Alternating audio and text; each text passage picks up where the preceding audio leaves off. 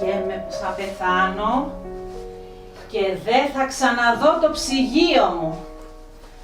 Πιο πολύ γι' αυτό με τρομάζει ο θάνατος.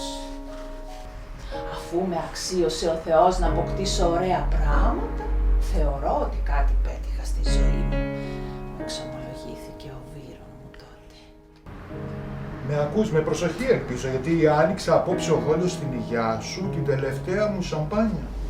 Λαχταρώντας χρόνια τώρα εδώ που τα λέμε, την επίσκεψή σου στην καλλιτεχνική μου σοφίτα. Ανέκαθεν είχα αδυναμία στα ειδήποτα.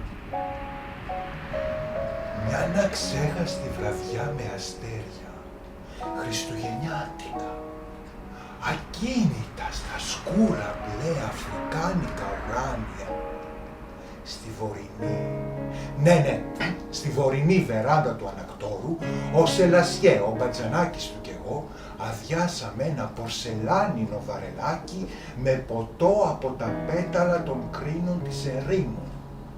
Το λεξιλόγιο του γάμου έχει πια περιοριστεί στο τι θα φάμε. Δεν τσιμπολογάει λέξεις από άλλα κεφάλαια. Το κεφάλαιο πάθος, το κεφάλαιο εκτίμηση, το κεφάλαιο συντροφιά. Ο έχων όταν μεγάφωνα ξέρει καλά ότι βγαίνουνε διαζύγια για το κοκό, αλλά βγαίνουν και διαζύγια για την αποτυχία στις σάλτσες.